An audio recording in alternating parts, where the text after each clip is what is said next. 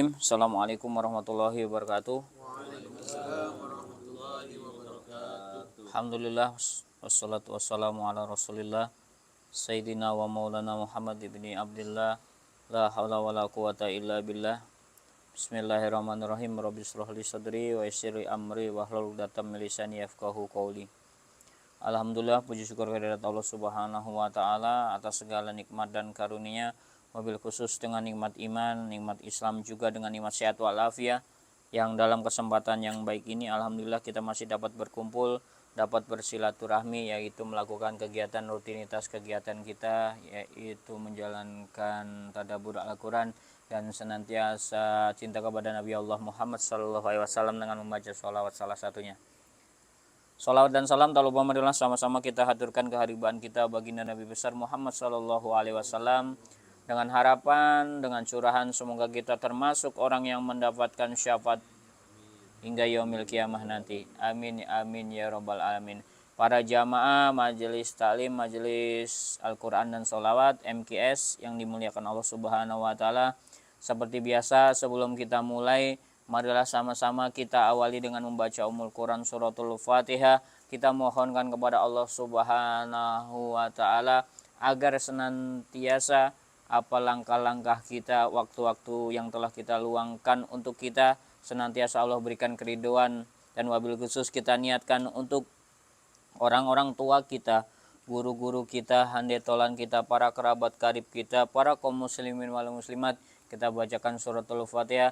Mudah-mudahan Allah mengampuni segala kesalahan dan kekhilafannya dan menerima amal ibadahnya, dan tentunya kita berharap melalui kebesaran Allah Subhanahu wa taala melalui Ummul Quran suratul Fatihah, orang-orang tua kita, guru-guru kita, handetolan kita, kerabat karib kita, para kaum muslimin wal muslimat yang telah Allah panggil, Allah jadikan kuburnya raudhah min riyadil jannah. Dan tak lupa juga untuk lingkungan kita, jamaah-jamaah kita, wabil khusus orang-orang tua kita, guru-guru kita, para kaum muslimin wal muslimat yang mungkin saat ini dalam keadaan kurang sehat, dalam keadaan sakit, yang di rumah maupun yang di rumah sakit, semoga senantiasa Allah angkat segera penyakitnya dan tanpa disisakan suatu penyakit apapun kecuali kesehatan sebagai bekal ibadah kepada Allah Subhanahu wa taala. Dan untuk anak-anak kita yang sedang menuntut ilmu dunia maupun ilmu akhirat, wabil khusus yang sedang menghafal Al-Qur'an, sedang istiqomah dalam belajar Al-Qur'an, mudah-mudahan Allah berikan kemudahan dalam belajarnya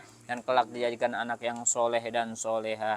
Dan untuk kita semuanya yang mempunyai hajat apapun, hajat dunia maupun hajat akhirat, dan wabil khusus kita yang istiqomah dalam membaca Al-Quran, mudah-mudahan Allah semakin menambahkan rasa cinta kita kepada Allah Subhanahu wa taala dan istiqomah dalam membaca Al-Quran. Dan kita berharap kepada Allah Subhanahu wa taala, mudah-mudahan Allah buka pintu rezeki kita, Allah berikan keberkahan dalam rezeki kita, yang sebentar lagi akan datang bulan Zulhijjah, yang mana para jamaah haji yang sedang melaksanakan hajinya nanti mudah-mudahan kelak Allah jadikan hajinya mabrur dan mabrurah. Dan tentunya kita yang berada di tanah air ini belum dapat melaksanakan ibadah haji, biar diberikan kemudahan oleh Allah Subhanahu wa taala untuk dapat menjalankan kurban dan dapat melaksanakan ibadah haji di tahun-tahun berikutnya. Ala hadiniyah wa ala kulinatin sholihah. Al-Fatihah.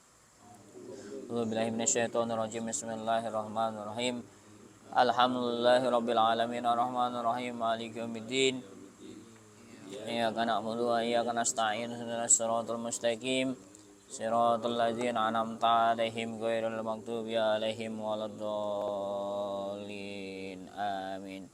Para jamaah yang dimuliakan Allah Subhanahu wa taala, mengingat pentingnya kita untuk ingat bahwa ilmu itu adalah perlu kita catat dan kita ingat, bahkan kita pegang agar jadikan pedoman. Karena apa? Yang namanya manusia, sehebat apapun dia, kalau nggak punya ilmu, nggak punya landasan, akhirnya apa? Bagaikan dia belajar kayak beduk, dipukul doang, sononya bunyi, sebelahnya bolong. Jangan begitu. Artinya apa? Biar kita punya nuansa keilmuan, bukan nuansa keilmuan sebagai untuk menyombongkan diri, tapi untuk pegangan bahwa ilmu itu tidak bisa didapatkan tanpa wasilah. Jadi pasti ada wasilah. semuanya ilmu di dunia ini, hatta Nabi Allah Muhammad Shallallahu Alaihi Wasallam yang menjadi pilihan Allah itu ada wasilahnya. Siapa? Malaikat Jibril. Dan itu salah satunya yang menjadi poin penting bagi kita, bahwa kita perlunya berguru. Kata Allah Subhanahu wa taala, orang-orang yang beriman itu pasti akan diberikan kemudahan oleh Allah Subhanahu wa taala dan akan diangkat derajatnya oleh Allah Subhanahu wa taala orang-orang yang memiliki ilmu. Dan segala hal apa yang nggak perlu ilmu, pasti semuanya perlu ilmu. Hatta kita bisa mendapatkan dari alam atau istilahnya otodidak, tapi semuanya pasti harus ada gurunya. Dan guru ini adalah maknanya sebagai sanad salah satunya. Kalau udah sanad, keilmuannya bisa dipertanggungjawabkan, dan ketika keilmuan tersebut bisa dipertanggungjawabkan, maka sesungguhnya kita sudah berpegang teguh kepada Allah dan Rasulnya. Dan mudah-mudahan kita orang yang istiqomah punya guru, bukan cuma ngembangin ilmu yang kita punya aja. Oke. Untuk dasar wasilah, yang pertama dalam membaca Al-Quran itu turunnya dari siapa-siapanya ya wasilahnya ya. Asbabnya semua mata rantai membelajar Al-Quran itu dari Allah Subhanahu wa taala, turun melalui malaikat Jibril dan baru sampai ke Nabi Allah Muhammad. Ya, nih. Nah, terus kedua, Al-Quran turun kepada siapa? Salah satunya penulisnya setelah Nabi Muhammad, Abdullah bin Mas'ud, Sayyidina Utsman bin Affan, terus Zaid bin Sabit, dan Abi Ka'af. Terus setelahnya di bawahnya ke Abu Abdurrahman As-Salami, baru Imam Hasim dan Hafiz. Jadi itulah cikal bakal Al-Quran. Makanya yang dipakai, saya ulang, jadi runtutannya nih, ini udah pasti. Ini runtutannya udah pasti. Yang pertama turunnya dari Allah Subhanahu wa taala melalui malaikat Jibril, lalu nyampe ke Nabi Allah Muhammad. Nabi Allah Muhammad menyampaikan ke Abdullah bin Mas'ud, terus Sayyidina Utsman bin Affan, Zaid bin Sabit, Abi bin Ka'af. Nah, di bawah 4 yang tadi baru turun ke Abu Abdurrahman As-Salami. Nah, inilah cikal bakal yang pertama. Yang cikal bakal yang pertama menurunkan ilmu Al-Quran kepada siapa? Kepada Imam Hasim dan lalu Imam Hafiz. Imam Hasim dan Imam Hafiz inilah menjadi riwayat dalam membaca Al-Quran yang pertama.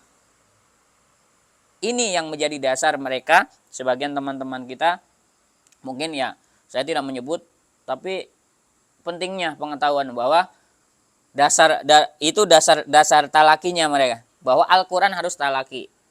Nah, barulah kita sampai ke bab, kita akan membahas tentang Al-Quran yang waratilir Qur'ana tartila. Bab tartil kita akan bahas. Nah, tartil itu terbagi menjadi berapa? Tartil itu terbagi menjadi 3. Perlu nggak ditulis? Ditulis ya. Aduh.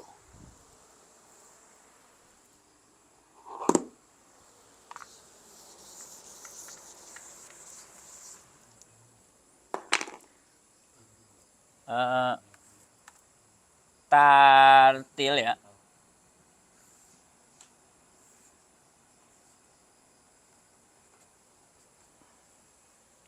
Itu pertama tahqiq, at-tahqiq.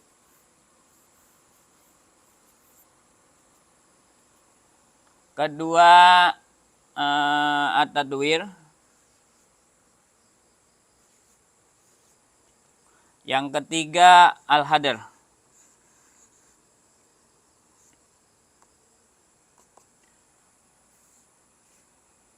Ini tiga-tiganya metode. Apa itu tartil? Tartil itu dalam artinya perlahan-lahan.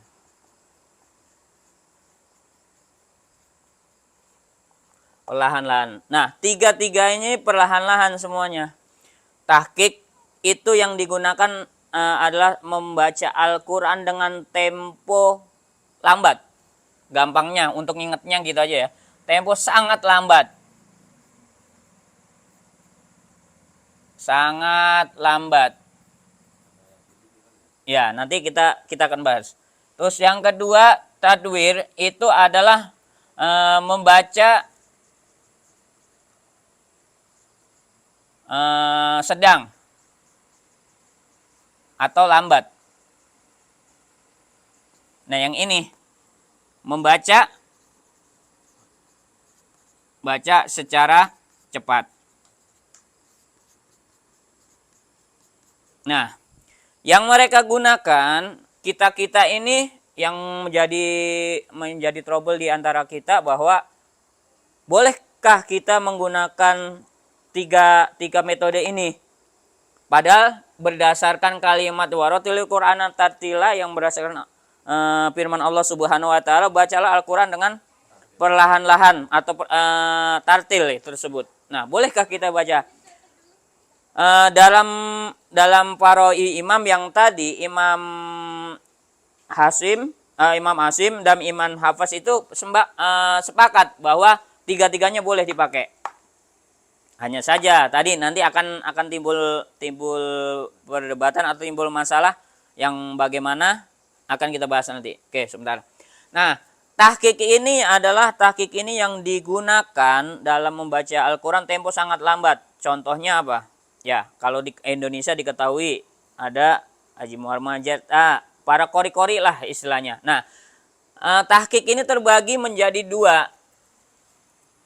Yang pertama ada tilawah. Yang kedua adalah mujawad. Secara prinsip tilawah dan mujawad sama. Yang membedakan apa? Yang membedakan tilawah itu dengan nagom-nagomnya, dengan variasinya. Tilawah itu versi aslinya tanpa menggunakan tingkatan nada. Kalau tilawah, ya, tanpa menggunakan tingkatan nada. Sementara mujawad menggunakan tingkatan nada. Nah, istilahnya baru terpecah di sini. Ada namanya nagom. Nagom tersebut baru ada namanya bayati. Terus ada soba, ada ros, ada hijaz, ada nahawan, apa lagi? Ada sika, ada ziharka. Ya, secara urutan seperti ini normalnya. Tapi kalau yang kita belajar sengaja kita cari gerakan lebih cepat karena memang metodenya kita cari kejar tayang ya. Oke. Bayati ini memiliki tingkatan. Tingkatannya sebentar. Tingkatannya ada asli, ada nawa, apa lagi? Jawab. Belum nawa, suri dulu. Suri, terus Husaini, terus jawab, jawabul jawab. Nah, ini soba, ada soal ma'al soba asli dulu, terus ajami, bastanjar. Dengarnya aja puyeng ya kita. Ros asli. Jawab ros.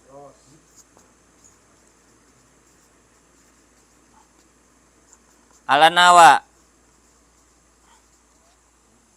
Terus hijaz. Ada asli. Ada jawab, disebutnya kar. Terus jawabnya gul jawab karkur. Sika, sika ada sika asli, Ada Misri. Jawab Sika.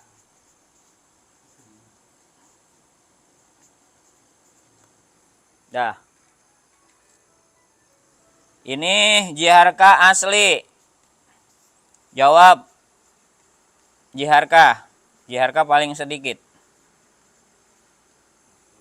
Nahawan. Ada Nakris. Asli. Puyeng nggak? Puyeng kan? Terus jawab Nahawan.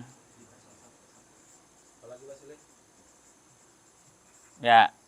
Ingetin ini aja. Dia bisa main kemari aja udah bisa ngopi bareng saya. Luar biasa dia. Oke. Ya. Ini ingetannya ya. Ini bab ini aja kita. Bab membahas tahqiq aja kita. Tulisannya udah segini banyaknya. Videonya bisa jadi ngeblank itu ntar. Oke, lanjut. Ya. Bab tahqiq. Bab tahqiq ini yang dipakai. Padahal ini metode paling lambat. Nah, Rasul menggunakan metode yang pertama ini pertama siapa yang melakukannya? Bilal bin Rabah. Sampai akhirnya pada sebuah riwayat Bilal bin Rabah ini saking sukai oleh Rasul, salah satunya ketika dia sedang membaca Al-Quran. Dari 4 sahabat tadi, dari salah satunya Sayyidina Utsman, itu seneng banget kalau dengar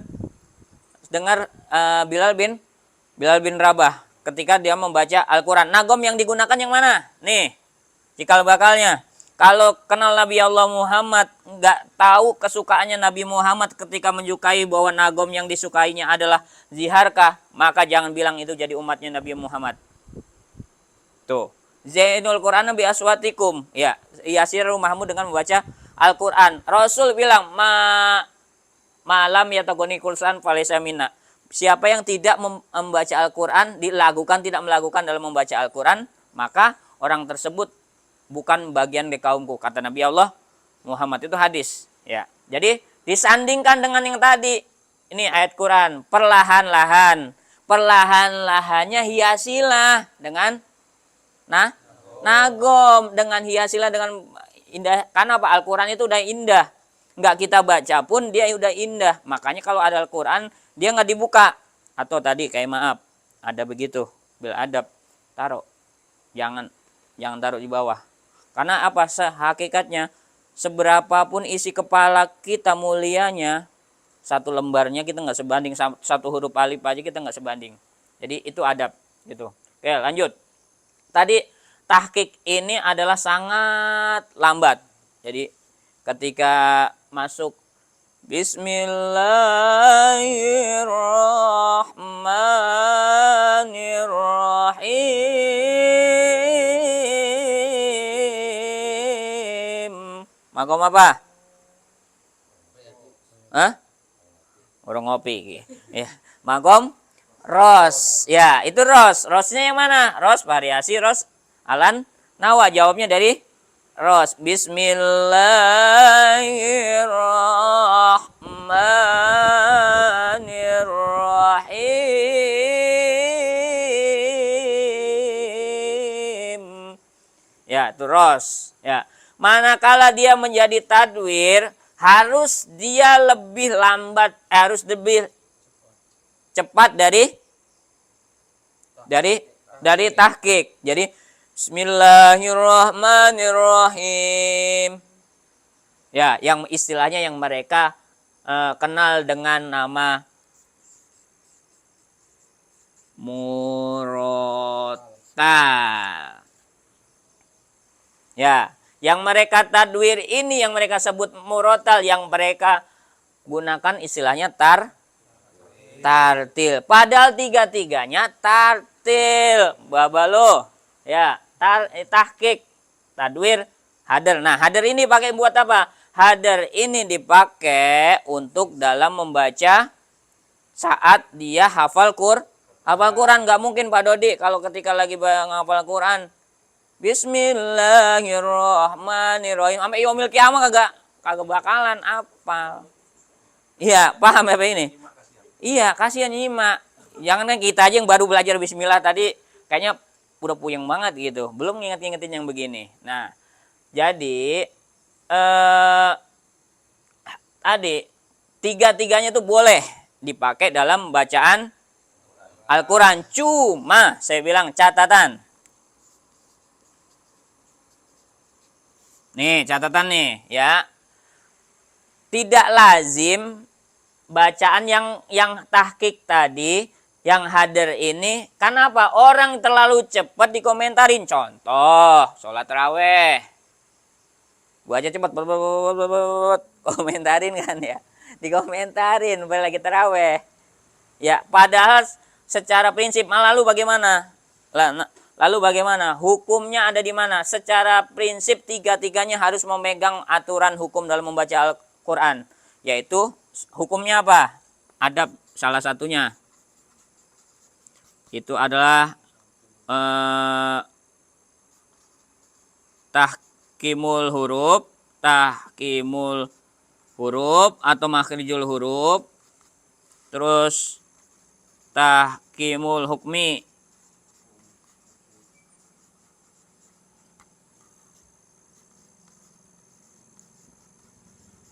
nah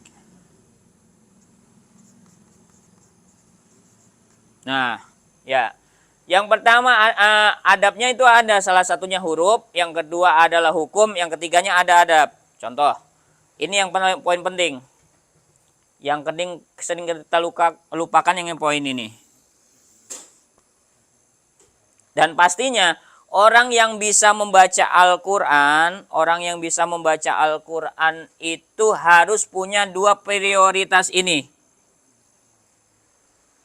Ya, akan maksimal harus punya dua ini. Dia adalah belajarnya bukan belajar tajwid dulu, Pak. Pak Edi, bukan belajar tajwid dulu, tapi belajarnya huruf dulu. Makanya adalah salah satunya menggunakan kayak babi buba. Nah, ini ya. Baban bani ban laminal mubni. Nah, itu salah satunya ada tujuannya apa? Makharijul huruf. Ketika kalimatnya diulang-ulang berubah enggak? Gitu. Nah, contoh kalau di huruf, kalau di hukum itu mulai pelajaran ada tajwidnya, istilahnya tajwid. Itu babnya masuk ada di kalau di pelajaran anak-anak itu di Iqra masuk. Dia udah mulai tanda baca, udah ada tanda bacanya. Dan yang terakhir ini adab nih, ini. Adab ini masuk salah satunya berwudu. Kedua salah satunya menggunakan pakai tangan kanan dalam di tempat yang bersih.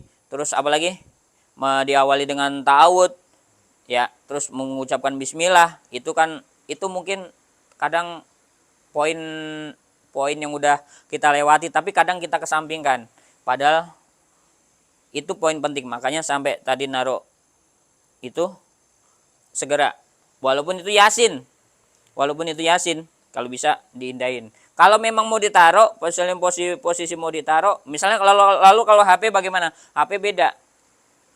Karena apa? Posisinya dia kalamnya tidak seperti kalam Arab terus langsung kayak misalnya Iqra kan udah ketahuan dia mah udah ditulis langsung pakai bahasa itu ya, pakai bahasa Quran gitu kan, langsung tulisan Arab. Nah, oke, itu. Jadi tiga poin tersebut nggak bisa ini harus tartil, ini harus ditunggangi yang ini. Harus ditunggangi ini. Bahkan nanti di bab adabnya masuknya ada dialek. Kita harus melebur dialek kita. Kalau ada seorang dalam ahli katanya membaca Al-Quran tapi tidak dapat melebur dialeknya, misalnya kita orang Sunda kelihatan kesunda-sundaannya, kita orang Jawa kelihatan ke Jawa-Jawaannya, kita orang Batak kelihatan ke Batak-Batakannya, maka itu kurang sempurna dalam membaca Al-Qur'annya. Lalu bagaimana kalau sudah faktor kebiasaan, sedikit mungkin untuk dilebur, kecuali sudah nggak bisa, berarti emang udah kehendak Allah gitu. Apakah kita membaca Al-Qur'an harus dengan bahasa Arab, dengan seperti orang Arab? Tidak, tetapi memang sudah sunatullah Al-Qur'an itu diturunkan dengan bahasa Arab dan nggak bisa digangguin. Bisa aja saya contohin, misalnya dengan nada atau menggunakan dialek yang tidak Arab, akhirnya mempengaruhi kualitas Qur'annya. Sepertinya rasanya Bismillahirrahmanirrahim. Contoh. Ya, akhirnya apa?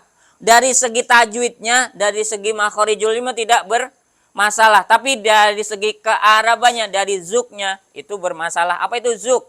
Kalau kita sering ungkap bahwa zuk itu adalah fil. Rasanya nggak mungkin. Kalau dengan baca gitu rasanya nyampe, akan semakin jauh. Karena apa? Tahnilnya atau lahannya atau zuknya atau rasanya tidak seperti kalimat bahasa Arab. Karena apa? Sudah kehendak Allah Subhanahu wa taala, sunatullah Al-Qur'an diturunkan dengan bahasa Arab. Oke. Nah, kita bahas yang ini tadi lagi. Tahqiq, tadwir sama hadar. Ini catatannya harus sama-sama bisa mempertanggungjawabkan. Walaupun kita belajar tahqiq, tapi kalau kita nggak tahu hukumnya, atau kita yang katanya murotal, kita cuma tahu panjang pendeknya doang, kan gitu. Ada yang orang membaca Al-Qur'an itu ada 3, Pak. Ada 3 kategori. Ada dia mengerti, ada dia paham, ada dia hafiz. Nih, mengerti itu cuma tahu, oh ini huruf alif, oh ini huruf alif, huruf lam, ini huruf ba. Dia bisa baca. Nih mengerti nih. Tapi nggak bisa jabarin. Nggak tahu. Ini harus kenapa kok alhamdulillah dibaca harus jelas. Itu nggak ngerti dia. Bacanya tahu. Kenapa harus jadi begini bacanya? Itu nggak bisa jabarin. Itu kategori mengerti. Yang kedua, dia paham. Dia mengerti bisa menjabarkan secara hukumnya. Dia bisa memperinci secara makhorijul hurufnya. Ya, ketiga dia bisa melakukan apa? Dia bisa mengetahui di mana letak-letak tanda bacanya, letak-letak tanda baca. Kapan dia berhenti? Akhirnya apa? Kayak contoh, karena dia cumanya baru paham, kayak akhirnya apa? Wala tanda wakaf lam alif itu artinya apa? Lebih baik terus karena dia nggak tahu, akhirnya dia berhenti di situ. Ya, atau mungkin karena faktornya. Nah, paham ini di sini isinya banyak. Bukan cuma dalam membaca Al-Qur'an itu bukan cuma dia pakai bacaan saja, makhorijul huruf saja, tajwid saja, tapi ada yang lainnya. Apa? Salah satunya adalah dengan berwudu. Kedua, dia harus napasnya panjang. Ketiga, dia tahu tanda baca, kapan diwakof, kapan dia harus dilanjut, diwasol. Ya, yang terakhir, dia tahu kapan posisi kalimat tersebut sunahnya untuk berhenti. Kadang ini berhenti di tengah-tengah aja. Akhirnya kita nggak tahu nyambungnya. Nah itu akhirnya apa? Itu istilahnya. Kita nggak sembarangan membaca Al-Quran. Istilahnya orang, ada kan pernah kita dengar kalimat, kita sering membaca Al-Quran, tapi dilaknat karena Qurannya. Salah satunya dengan membaca yang tidak kehati-hatian kita, yang tadi tidak tertib dalam membaca tadi. Yang mana berhenti, misalnya. Siratal ladzina an'amta alaihim ghairil maghdubi alaihim waladdallin. Napasku habis? Ya, satu. Kedua, kalau dia napasnya habis, gimana siasatinya? Satu, pentingnya inilah. Kenapa?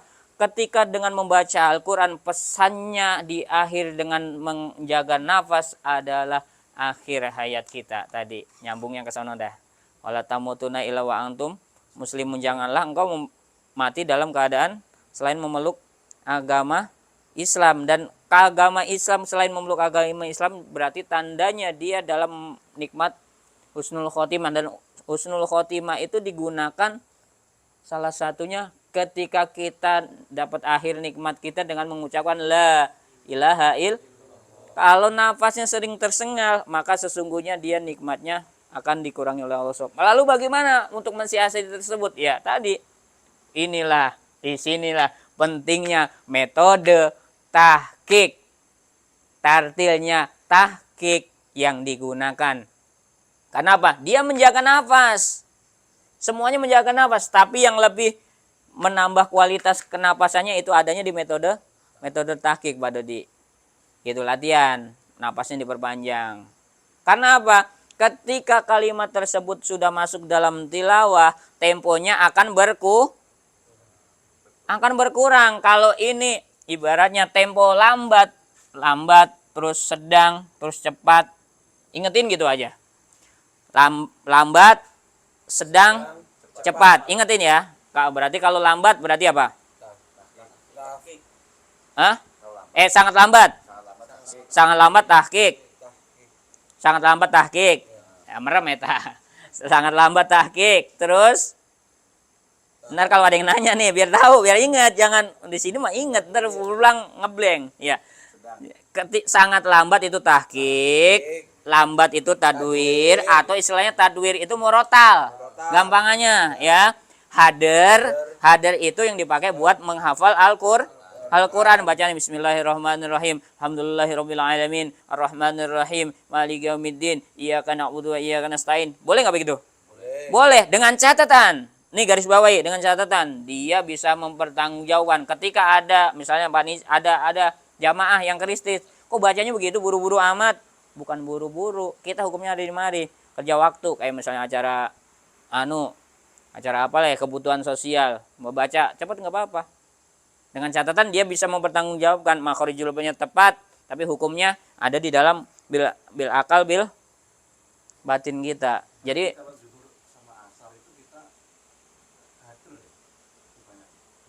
ya sebenarnya ini Pak. Ya kalau sir itu tergantung. Misalnya saya ngesir Bismillahirrahmanirrahim.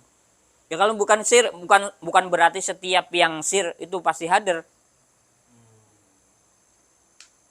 Gitu. Makanya saya bilang, temponya tartil itu yang mana? Misalnya Pak Dodi misalnya baca, ya misalnya bismillahirrahmanirrahim. Alhamdulillahirabbil alamin. Arrahmanirrahim. Maliki yaumiddin. Iyyaka na'budu wa iyyaka nasta'in. Ya tetap karena di sini. Gitu. Karena di sini gitu. Jadi itu masuk ke bab kita. Apakah itu kita dengan membaca dengan metode yang mana? Tahqiq. Tapi kan nggak mungkin.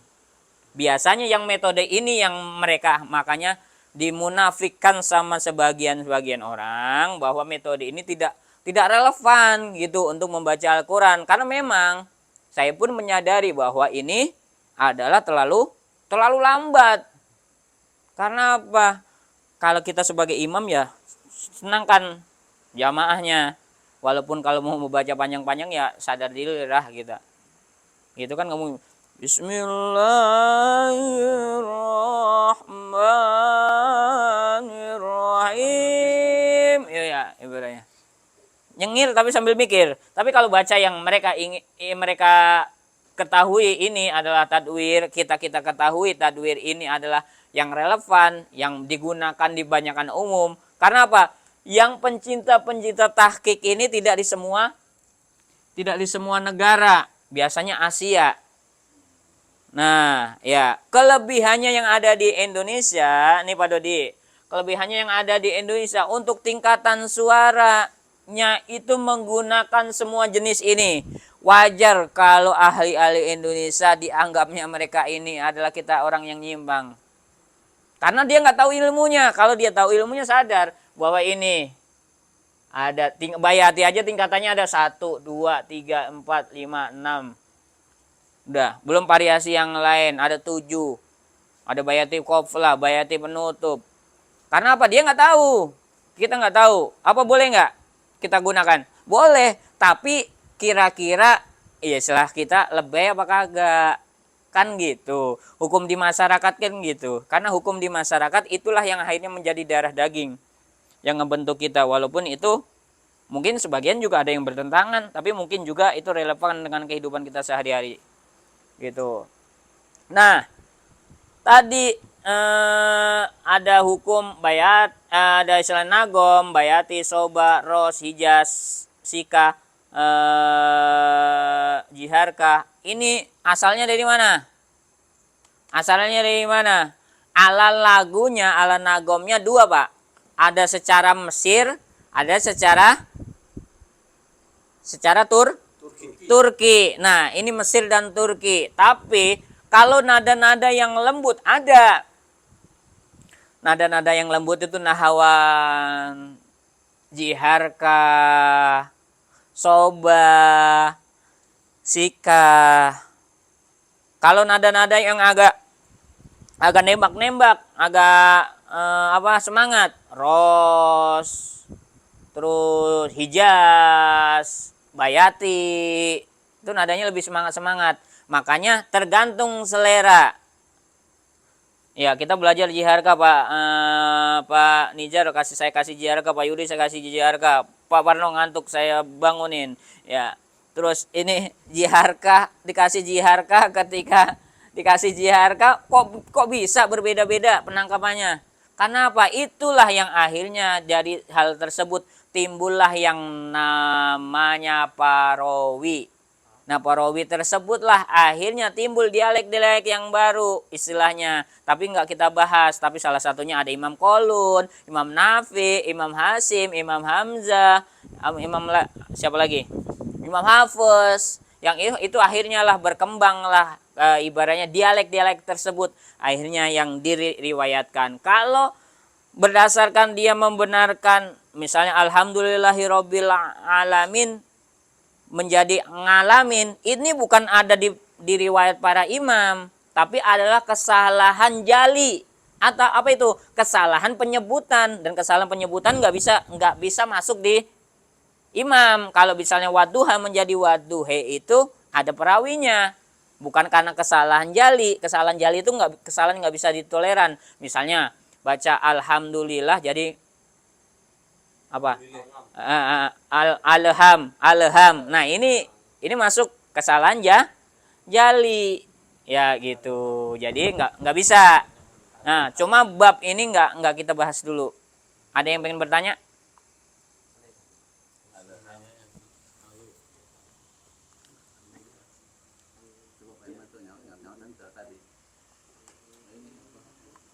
Metodenya apa aja Pak?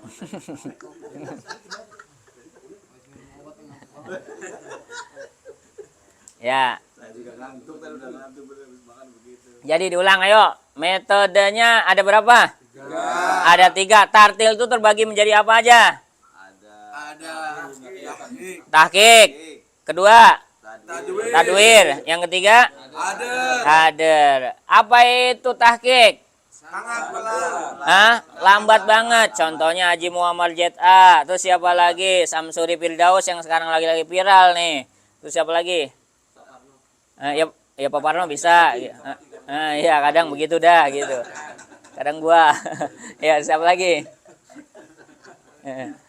Ya jadi itu satu. Yang kedua tadwir. Tadwir itu yang dipakai tempo sedang atau yang disebutnya istilah kita murotal. Ya. Oke, terus yang ketiga hadir. Metode tartil hadir ini dipakai buat apa? Ya, salah satunya adalah dipakai buat hafalan membaca Al-Quran. Kenapa? Karena salah satunya menghafal Al-Quran nggak bisa dengan menggunakan, bukan tidak bisa, tapi akan memperlambat atau akan bikin lama metode dengan menggunakan metode ini. Tapi di antara 3 di bawah ini, metode yang paling bawah ini tetap dia harus menguasai makhorijul huruf, hukum, dan tata tertib dalam membaca Al-Quran yang lainnya gitu. Jadi boleh nggak tadi saya bilang 3-tiganya boleh dipakai dalam membaca Al-Quran, tinggal digunakan mau metode yang mana yang dipakai gitu aja. Ada lagi? Cukup? Pak Dodi mau nanya apa? Iya, tadi udah clear ya berarti. Sir tadi bisa 3-tiganya itu ya. Iya, 3-tiganya boleh ini. Cuma kan ibaratnya tinggal tergantung kebutuhan. Ada yang mau sholat, mau menikmati waktu sholatnya ya bisa menggunakan ini metode yang pertama. Ya, mau agak-agak cepet dikit mungkin kita kejar waktu, ya bisa pakai yang ini. Misalnya kita lagi buru-buru, ini. Boleh nggak? Ya boleh. Tinggal kita mau menikmati sholatnya dengan gaya yang mana gitu. Tinggal kebutuhan aja. Cuma catatannya saya bilang hukumnya tetap harus dibawa. Ya, dan ketika kita menampilkannya, nih catatan, ketika kita menampilkan di depan orang banyak, tidak semua orang mengetahui hukum ini. Paling secara umum mereka ketahui adalah ini. Ketika kita membaca dengan hadir, misalnya dalam acara momen-momen ataukah kita memimpin suatu acara, baca dengan tertib, tetap cepat tapi ada aturan. Misalnya bismillahirrahmanirrahim, alhamdulillahirrabbilalamin, ar-rahmanirrahim. Atau mau dibaca cepat, bismillahirrahmanirrahim, alhamdulillahirrabbilalamin, ar-rahmanirrahim, maliki yaumiddin, iyyaka na'budu wa iyyaka nasta'in, ihdinas siratal mustaqim. Artinya apa? Tata tertibnya tetap dipakai. Jadi boleh nggak? Boleh. Ketika ada orang nanya, misalnya dia nggak paham nanya, bisa kita jawab. Tapi kalau orang yang ditelan mentah-mentah apa yang dia dengar, akhirnya timbul fitnah. Inilah yang kita harus jaga. Ya taunya murotal aja. Sampai yaumil qiyamah murotal aja dia. Gitu. Ya, jadi yang kualitas ini kalau dia baca ini nggak bisa tertib, kualitas ini nggak bisa ngerti. Ini nggak bisa, yang depannya nggak bisa ngerti. Berarti yang di Masjidil Haram itu murotal. Murotal. Yang dipakai murotal.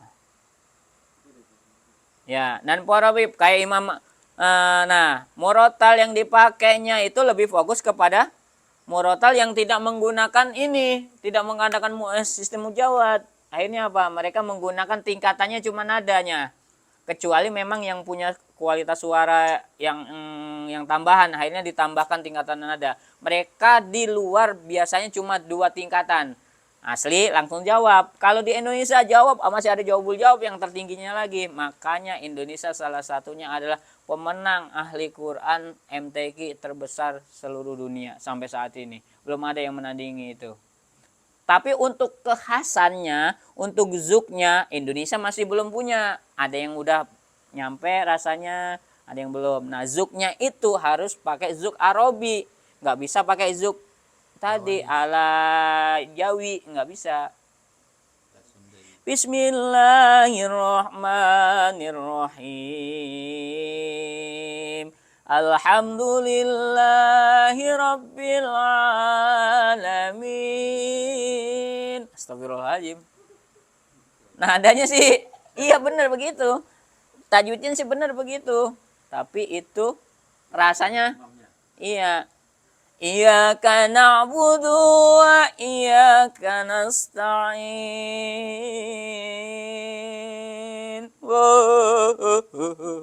Astagfirullahaladzim. Ya, itu hanya contoh. Biar apa? Biar kita giat nih belajar nih.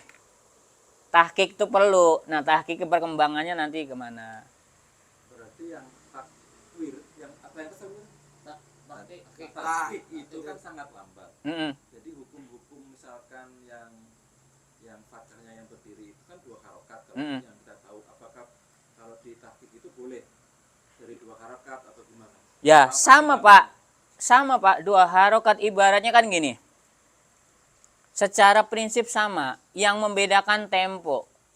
Pak Dodi kakinya panjang. Kaki saya kecil. Kita lari bareng, karena kakinya Pak Dodi kan otomatis ngelangkah begitu, jadi lebih cepat. Berarti kategorinya masuk jadi ke sini, karena kaki saya nggak nyampe. Akhirnya ketinggalan kan. Padahal sama aja, misalnya. Tadi contoh, saya ulang. Tahqiq. Bismillahirrahmanirrahim. Nah, 2 ketukan ini ada yang lambat, ada yang cepat. Jadi yang membedakan, ingat, tartil ini adalah temponya. Tempo, ngerti tempo? cepat atau lambatnya. Itu aja. Cuma tadi saya bilang, yang catatan di kita, orang cenderung lebih mendengar, sering membaca Al-Quran di momen-momen tertentu itu lebih santai menggunakan murotal. Akhirnya apa? Seolah-olah bahwa metode yang lain itu tidak bisa gitu. Selama itu adalah menggunakan hafaz, menggunakan hasim, itu boleh. Karena apa? Itu metode yang umum. Riwayat imam dan hasim dan hafaz itu adalah yang digunakan dalam sholat. Makanya kalau misalnya wadduha jadi wadduha boleh apa enggak? Ya boleh aja. Cuma khawatirnya di tengah-tengah kalangan kita enggak semuanya orang memahami ini. Khawatirnya timbul nah akhirnya selesai sholat rame dah. Karena padahal wawasan jamaah yang tidak mumpuni. Tapi seorang imam saya yakin tidak ada yang pengen coba-coba dia baca itu. Kalau nggak punya ilmunya saya yakin untuk bab Al-Quran. Kecuali dia adalah orang yang bodoh. Bodoh artinya nggak punya satu bodoh, dia nggak punya adab. Akhirnya apa? Dia buat coba-coba. Waduha ngikut aja dibaca waduhe. Ditanya, istri apa itu? Sudah nggak ngikutin aja yang ada di YouTube waduhe baca. Jangan begitu, jangan. Sama aja belajar sama setan. Tanya dulu kenapa kok? Iya, gitu. Belajar dari Google, Mbak Google. Iya. Dalam satu surat itu boleh nggak kita tahqiq terus habis itu ayat berikutnya ini nggak boleh? Ya boleh aja. Boleh, ya? Cuma yang menjadi tolak ukur kita kan gini Pak Dodi. Tradisi di kita ini tradisi lebih tadi saya bilang kebiasaan kita cenderungnya dengan yang ini gitu. Ya ketika dimasukin yang ini gimana gitu. Sampean biasa makan pakai tangan kanan, pakai tangan kiri gimana? Nah itu faktor kebiasaan gitu. Nah lalu bagaimana kalau kita menemukan ada bab-bab sholat yang riwayatnya kita sendiri harus memperbaiki ya. Sampaikan tadi saya bilang sampaikan dengan lisan kita kalau memang kita ada keilmuan ya, dengan catatan bukan berarti sentimental ya. Saya bilang catatan baca Al-Quran jangan sentimental. Kalau bacaan Quran sentimental akhirnya kita nerima ilmu dari orang lain nggak masuk kita. Jadi bacalah Al-Quran seperti kita memuliakan kalamullah, memuliakan Nabi Muhammad gitu. Karena apa? Dengan membaca itu tersebut, karena apa? Allah Subhanahu wa taala menurunkan tadi melalui malaikat Jibril dan sampai ke Nabi Muhammad. Artinya apa? Selalu pakai perantara. Nggak bisa kalau hanya berdasarkan kesenangan kita. Gitu, sampai ada kalimat salamun qaulam mir rabbir rahim, salamun qaulam mir rabbir rahim itu minta diulang-ulang itu tujuannya apa? Karena ada ilmunya juga. Gitu. Jadi ayo tambahin khasanah dalam membaca Al-Qur'annya. Catatan, jangan sampai keluar dari aturan dan tata tertib dalam membaca Al-Qur'an. Silakan pakai sunnah. Rasul bilang kalau nggak baca Quran, nggak ngelaguin Quran, walaupun suaranya fales. Kalau nggak ngelaguin, dosa. Tapi juga jangan ngejar lagu. Ya, di mari kita nggak ngejar lagu, nggak. Tapi sunnah. Gitu. Dan nggak dipungkiri, lagu tersebut menambah zuk, menambah rasa, menambah feel dalam membaca Al-Quran. Kurang lebih segitu dulu ya, cukup ya. Nanti mungkin ada lagi Pak Anang mau tanyain. Udah. Jadi kalau itu takbir itu nggak ada turunannya Pak Ustadz. Jadi kalau murotal cuma hanya udah gitu aja gitu bacanya. Iya, karena apa? Sesuai dengan kebutuhan. Karena apa? Yang tadwir itu biasanya emang orang-orang yang punya nafas pendek. Dia membisahkan itu. Soalnya kalau perbandingan sama tahqiq sama tadwir itu kan, kalau tahqiq itu banyak turunan. Iya, ya kalau secara ini dia sebenarnya dia cuma menggunakan hukum ini, cuma ini lebih dipersempit aja. Lebih dipersempit aja. Kalau hadar kan nggak mungkin menerapkan ini. Yang tadi hadar itu lagi misalnya bayati, misalnya sikah kayak kemarin tuh. Ya man yuraja bismillah. Ya man yuraja bismillahirrahmanirrahim. Alhamdulillahirabbil alamin arrahmanir rahim maliki yaumiddin iyyaka na'budu wa iyyaka nasta'in. Ibaratnya hilang rasanya. Dan ruhnya, zuknya hilang gitu. Tinggal mau di mana yang mau dikejar, apakah kalamullahnya, apa menambah keindahan kalamullahnya. Kalau untuk menambah keindahan kalamullahnya, firman Allahnya ya baik, cantumin tadi yang murotal atau yang tahqiqnya tadi, tadwir atau tahqiqnya itu. Tapi kalau mau baca aja, mengejar hafalannya, ya udah pakai hadir.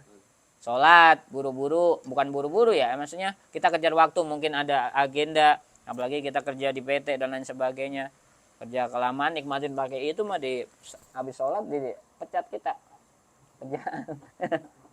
Iya itu ya, berarti nyengir sambil mikir. Jadi ini bisa relevan kita gunakan di momen-momen tertentu, tapi secara prinsip boleh digunakan dalam membaca Al-Quran. Nggak ada spesifik. Adanya adalah aturan dan membaca tartil. Nah, tartil kan terbagi menjadi 3 tadi gitu. Cuma relevannya di tengah-tengah kita menggunakan tartil yang versi tadwir. Oke, itu dulu. Adanallah jamain. Bismillahirrahmanirrahim. Allahumma arhamna bil Qur'an waj'alhu lana imaman wa nuran wa hudan wa rahmah. Allahumma dzakirna minhu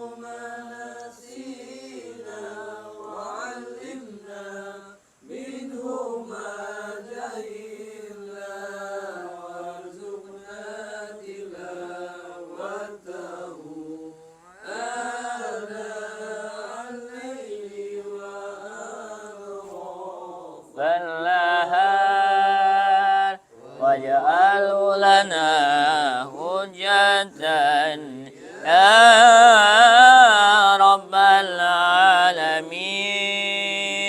اللهم إنا نسألك رضاك والجنة ونعوذ بك من سخطك والنار اللهم inna nas'aluka salamatan fid din wa fijatan bil jasad wa ziyadatan wa ilman wa barakatan min rizqina wa tawbatan qoblal maut wa firatan ba'dal maut. Allahumma hawin alaina bi sakratil maut wa najatan wa nari wal afain dal hisab. Rabbi ja'alna muqimas shalah wa min dzurriyyatina rabbana wa taqabbal du'a. Ya Allah biha ya Allah biha ya Allah bi husnul khatimah. Ya asratun biha narul jahimil khatimah. Al Mustafa wal Murtada wa banahuma wa Fatimah. Rabbana atina fid dunya hasanah wa fil akhirati hasanah wa qina adzabannar. Subhana rabbika rabbil izzati amma yasifun. Wassalamun alal mursalin walhamdulillahi rabbil alamin. Assalamualaikum warahmatullahi wabarakatuh. Subhanaka wa bihamdika asyhadu an la ilaha illa anta astaghfiruka wa atubu ilaik.